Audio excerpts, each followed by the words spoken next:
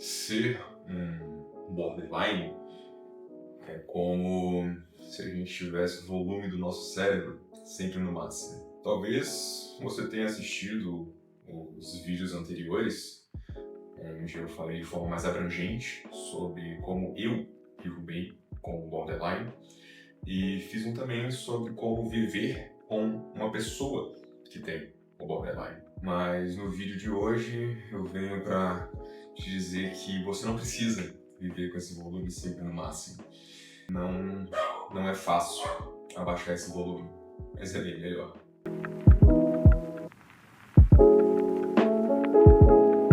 A cobrança, ela provavelmente é gigantesca, e a cobrança que nós mesmos colocamos em nós, e talvez você ache que ninguém entenda esse barulho que está o tempo inteiro nas nossas cabeças. Parece que ele nunca cessa. É um turbilhão de pensamentos que se misturam dentro de um furacão de insatisfação, insegurança, medo. Mas eu acho que a primeira dica, ela é muito sobre identificar esses gatilhos que a gente tem, quais situações que sempre desestabilizam você e que sempre, de alguma maneira, se repetem na sua vida. E esse é algo que meio que sempre te derruba.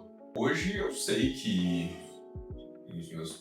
das piores coisas que eu posso fazer é me manter dependente de outras pessoas. E por isso que eu sempre busco ser a minha própria âncora.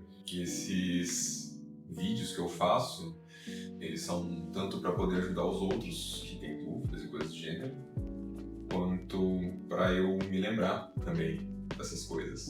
Eu nunca me esquecer dessas coisas. A identificação dos problemas, ela vai ser muito útil para você conseguir gerar ferramentas para você lidar com esses problemas que nós mesmos causamos e nos ajudar a voltar à realidade. Eu digo que eu tenho pequenas gavetas na minha cabeça onde eu armazeno problemas e soluções, e essas gavetas, elas têm alarmes.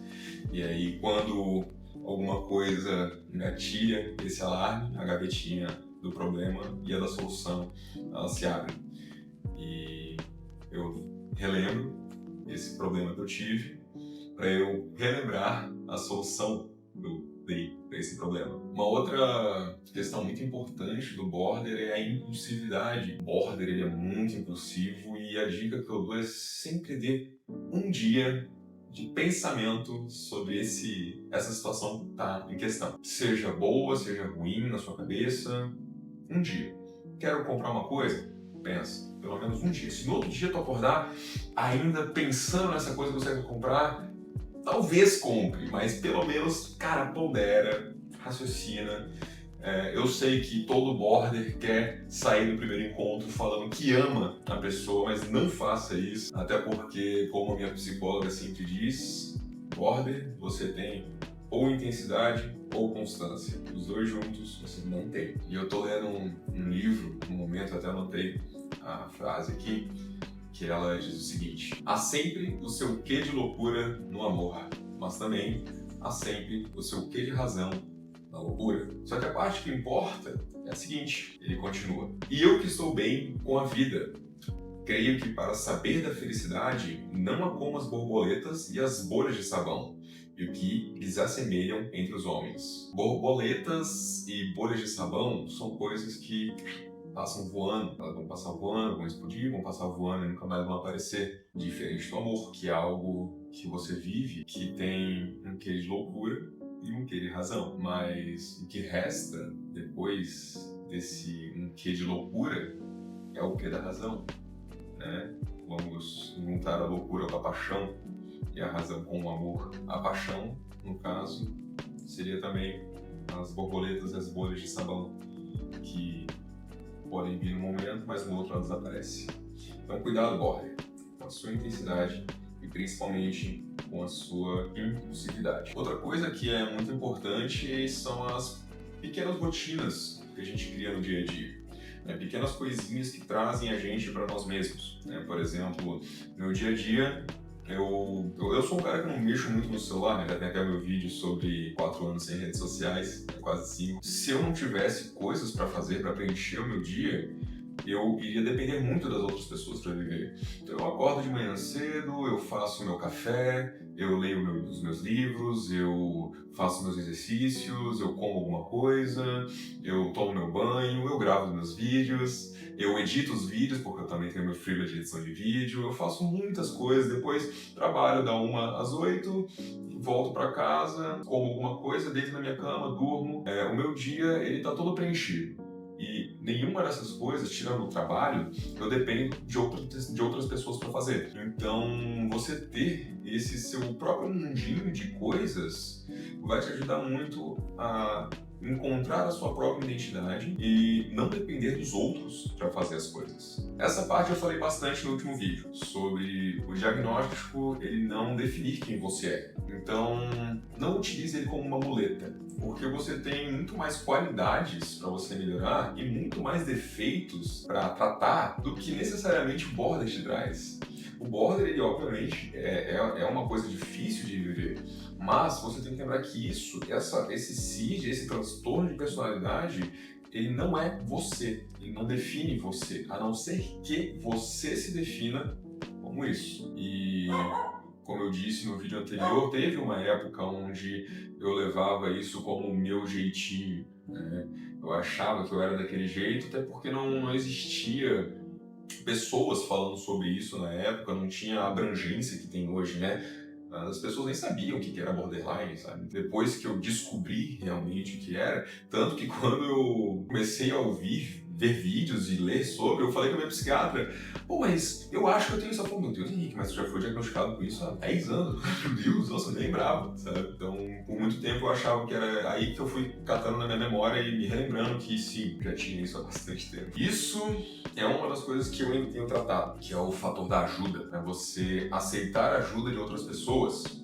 A minha psicóloga ela sempre fala pra mim, você não abraça todas as pessoas, escuta os problemas delas e faz isso de bom grado. Então, por que você acha que as pessoas que também te amam não vão fazer isso por você? Eu tenho muito essa visão de ser um fardo para as pessoas, né? De não querer ser um fardo para as pessoas e por muitos anos acreditar que eu era realmente um fardo para as pessoas e que as pessoas elas não estavam comigo porque me amavam ou porque realmente queriam estar comigo, eu achava que elas conversavam comigo, estavam comigo por pena ou qualquer coisa do gênero. Então, entenda que pedir ajuda não é um ato de fraqueza, e sim, na verdade, de muita força, muito forte para aceitar a ajuda dos outros. Mas eu acho que também é uma coisa muito importante é entender que nem todos os dias vão ser flores, né? Nem todos os dias vão ser bons. Uma frase que minha mãe sempre me disse é que o tempo ele se esconde dentro do tempo enquanto a cura se faz necessária.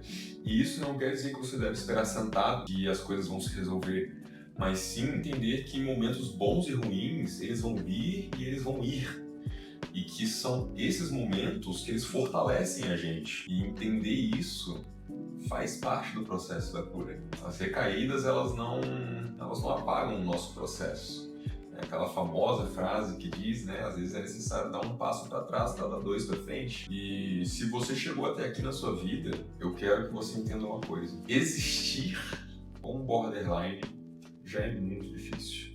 Exige muita força de vontade, muita força que muita gente nunca vai entender quanto você se esforçou para estar onde você está. E mesmo assim, você continua aqui, dia após dia, luta após luta, queda após queda, tu continua se levantando. E isso sim diz muito mais sobre você. E talvez você ainda não esteja aonde você gostaria de estar, por mais que isso doa, confunda e seja pesado de carregar, não se esquece que o progresso ele não é linear. E às vezes ele vem em total silêncio. São algumas pequenas escolhas, em um dia que não foi tão caótico, em uma reação que a gente teve diferente, uma noite que a gente conseguiu dormir melhor. A gente não é apenas dor e intensidade. A gente não é apenas um diagnóstico. Sensibilidade, profundidade, principalmente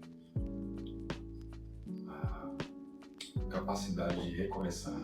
Se ninguém te falou isso hoje, saiba que eu tenho muito orgulho de quem você é e de quem você ainda pode se tornar. Se você tem alguma dúvida sobre esse transtorno, talvez eu consiga te ajudar. Então, manda mensagem aí nos comentários. Vamos conversar um pouco sobre isso. E não se esqueça, se ame. Acima de tudo.